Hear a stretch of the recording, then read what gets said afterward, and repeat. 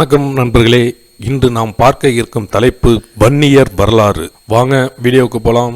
வன்னியர் அல்லது வன்னிய குல சத்திரியர் எனப்படுவோர் தமிழகத்தில், குறிப்பாக வட தமிழகத்தில் காவேரி ஆற்றின் வடக்கு பகுதிகளில் அடர்த்தியாகவும் மற்ற பகுதிகளில் குறிப்பிட்ட அளவிலும் வாழுகின்ற ஒரு மிகப்பெரிய தமிழ் சாதியினர் ஆவர். இவர்கள் புதுச்சேரி, தெற்கு கர்நாடகம் மற்றும் தெற்கு ஆந்திரா போன்ற பகுதிகளிலும் வாழ்கின்றனர். இவர்கள் தமிழ்நாடு அரசின் இடஒதுக்கீடு பட்டியலில் மிகவும் பிற்படுத்தப்பட்ட வகுப்பில் உள்ளனர். இவர்கள் முன்னொரு காலத்தில் பள்ளி என்ற பெயரால் அறியப்பட்டனர். வன்னியருக்கான பல சொற்பிறப்பியல் கருத்துக்கள் உள்ளன. சமஸ்கிருதத்தில் வன்னி என்னும் சொல்லுக்கு நெருப்பு, தீ என்று பொருள் மற்றும் திராவிடத்தில் வலிமை என்பதாகும்.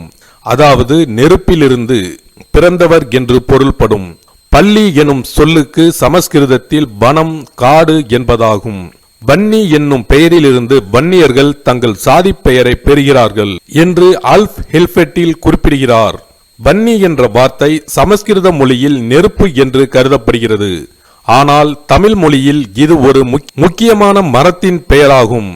இது முனிவரின் தொடர்பு, மேலும் புராணங்களுடன் தொடர்புகளுக்கு வழிவகுக்கிறது. படையாச்சி, பள்ளி, கவுண்டர், நாயக்கர், சம்புவரையர், காடவரையர், கச்சிராயர், காளிங்கராயர், மலவரையர், உடையார், சோளிங்கர் போன்ற 200க்கும் மேற்பட்ட பட்டங்களை கொண்ட சாதியினர் ஆவார். வன்னியர்களின் அடையாளமாக வன்னி மரம் கருதப்படுகிறது. வன்னி மரம் தல விருட்சமாக தஞ்சை பெரிய கோயிலிலும் மற்றும் கங்கை கொண்ட சோழபுரம் கோயிலிலும் உள்ளது. இவர்கள் தமிழ்நாடு அரசின் இடஒதுக்கீட்டு பட்டியலில் மிகவும் பிற்படுத்தப்பட்ட வகுப்பில் உள்ளனர். அதில் வன்னிய குல சத்திரியர், வன்னியர், வன்னியா, வன்னிய கவுண்டர், கவுண்டர் அல்லது கண்டர், படையாச்சி, பள்ளி மற்றும் அக்னி குல சத்திரியர் போன்ற பிற பெயர்களும் அடங்கும். இந்தியாவில் புராணம் கொண்ட ஒரே சமூகத்தினர் வன்னியர்கள் ஆவர். இந்து மதத்தின் 18 புராணங்களில் ஒன்றான அக்னி புராணம் என்னும் வன்னியர் புராணத்தில் இவர்களின் தோற்றம் பற்றி கூறப்படுகிறது. துர்வாசகர் முனிவருக்கும் கஜமோகினிக்கும் 2 அசுர குழந்தைகள் பிறந்தனர். அவர்களின் பெயர் வில்வலன் மற்றும் வாதாபி.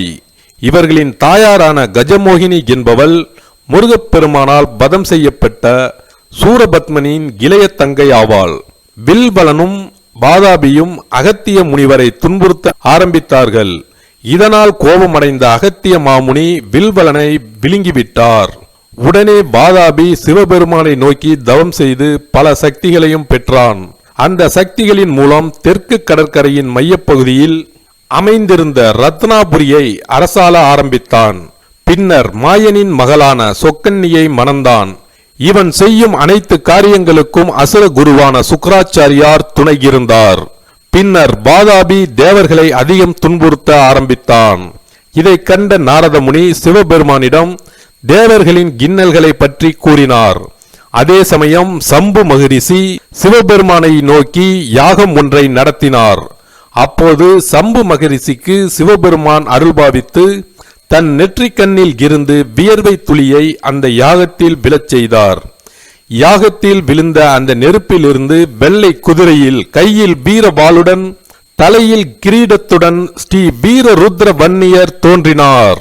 சிவபெருமானும் தாய் பார்வதியும் தேவேந்திரனின் மகளான மந்திரமாலையை திருமணம் செய்து வைத்தனர். இவர்களுக்கு 4 வீர ஆண்மகன்கள் பிறந்தனர். அவர்களின் பெயர்கள் கிருஷ்ண வன்னியர், பிரம்ம வன்னியர், சம்பு வன்னியர், அக்னி வன்னியர். இவர்களுக்கு காந்தா எனும் துறவியின் 4 மகள்களையும் திருமணம் செய்து வைத்தனர். அவர்களின் பெயர்கள் இந்திராணி, நாரணி, சுந்தரி, சுமங்கலி ஆகும். வாதாபி அரக்கனை அழிக்க புறப்படும் போது அவர்களுடைய மனைவி மந்திரமாலா போரின் விளைவு என்னவாகுமோ என கவலைப்படுகிறாள். அதற்கு வன்னியராசன், என்னுடன் நாய் வருகிறது, நான் போரில் இறந்தால் நாய் திரும்பி வரும், வீட்டில் ஏற்றப்பட்ட காமாட்சி விளக்கும் அணையும், மல்லிகை பூ வாடும் என்று சொல்லிவிட்டு செல்கிறார். வன்னியராசன் செல்லும் வழியில் ஆறு குறுக்கிடுகிறது. அவர் ஆற்றை கடந்து சென்று விடுகிறார். ஆனால் நாய் கடக்க முடியாமல் திரும்பி விடுகிறது. நாயை பார்த்த மந்திரமாலா கணவர் இறந்து விட்டதாக கருதி தாலியை அறுத்து விடுகிறாள். வீட்டில் விளக்கு அணையாததையும் மலர் வாடாததையும் அவள் கவனிக்க தவறிவிட்டாள். போரில் வெற்றி பெற்று திரும்பும் வீரபன்னியராசன் தன் மனைவி விதவை கோலத்தில் இருப்பதைக் கண்டு அதிர்ச்சி அடைகிறான். நடந்ததை அறிந்து கொண்டு மீண்டும் தாலி கட்டுகிறான். இப்படி தாலியை அறுத்து கட்டக்கூடிய பழக்கம் வன்னியர்களிடையே இருக்கிறது. இன்றைக்கும் ஆடி 18 அன்று தாலியை அறுத்து கட்டும் சடங்கை பல வன்னியர்கள் செய்கின்றனர். இக்கதை வன்னிய கூத்து என்ற பெயரில் இன்றும் வன்னியர்கள் வாழும் பகுதிகளில் கூத்தாகவும் நடத்தப்படுகிறது.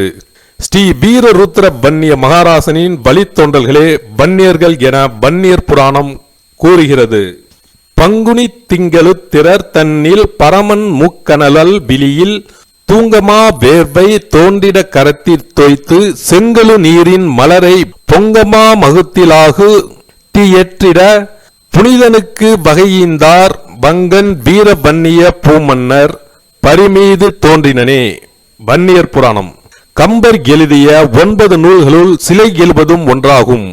இந்நூலில் வன்னியர்களின் புகழ், பெருமை, வீரம், கலை, பண்பாடு முதலானவற்றை அறிந்து கொள்ள கம்பர் இந்நூலை எழுதியுள்ளார். படைத்துணை தலைவர் குலச்சிறப்பு விரிவுடையார் விடையுடையார் வரமுடையார் வேந்தர்கோ வெனலுடையார் நடையுடையார் மிடியுடைய நாவலர் மாட்டருள் கொடையார் குடையுடையார் மலைய மன்னர் குன்றவர் பல்லவ படையுடையார் வணியர் பிறரென்னுடையார் பயிரிரே.